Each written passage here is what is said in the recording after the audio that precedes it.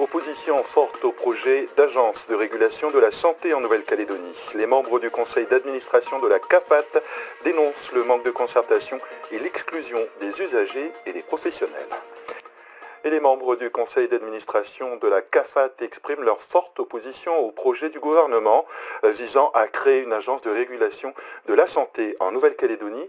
Selon eux, cette initiative a été prise sans concertation préalable avec les partenaires sociaux et exclut à la fois les usagers et les professionnels du secteur de la santé. Maurice Violton, Franck Vergès. Je ne suis pas content en tant que président de la CAFAT, je ne suis pas content en tant que syndicat de salariés de ce territoire représentatif, comme beaucoup d'autres représentants des syndicats aussi bien patronaux que salariés. La colère très froide du président du conseil d'administration de la CAFAT. Les partenaires sociaux de la structure ne digèrent pas la mainmise du gouvernement dans la réforme de la gouvernance de la santé sur le Caillou, la création d'une agence de régulation en santé annoncée sans concertation. C'est un point qui évidemment nous pose un problème majeur. Et la concertation n'a pas eu lieu. Nous n'avons pas été auditionnés dans le cadre de la constitution de ce projet d'ARS. Nous avons formulé des propositions depuis plus d'un an dans l'espoir d'en débattre. Ça n'a pas eu lieu. Donc évidemment, aujourd'hui, nous sommes extrêmement remontés contre à la fois la méthode, mais aussi le fond de ce projet qui, encore une fois, exclut totalement les financeurs du système de santé de Calédonie des décisions qui sont prises et, j'irais d'une certaine façon, qui vont impacter la totalité des Calédoniens.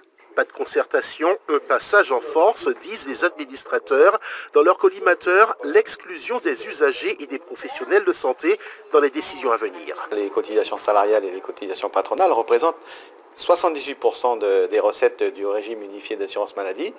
Et le projet de réforme qui nous est présenté par le gouvernement nous écarte complètement, nous met en minorité face aux décisions futures qui devront être à prendre et qui nous concernent directement.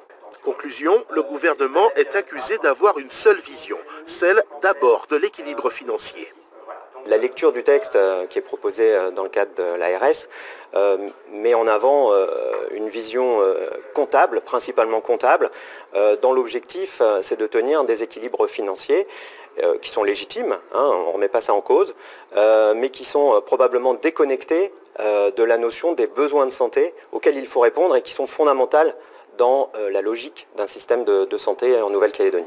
Encore plus rageant pour le conseil de la CAFAT. Il avait planché sur un projet totalement ignoré par les politiques. On a un projet qui s'appuie déjà sur les structures existantes, donc qui a le mérite de ne pas créer une technostructure supplémentaire avec les coûts que ça peut représenter. Et puis ensuite un projet qui partage la décision, qui partage les orientations de santé avec les professionnels et avec les usagers. Les administrateurs de la CAFAT espèrent encore faire bouger les lignes, même si, rappelle-t-il, cela fait plus d'un an que personne ne les a reçus sur cette future gouvernance de la santé en Nouvelle-Calédonie.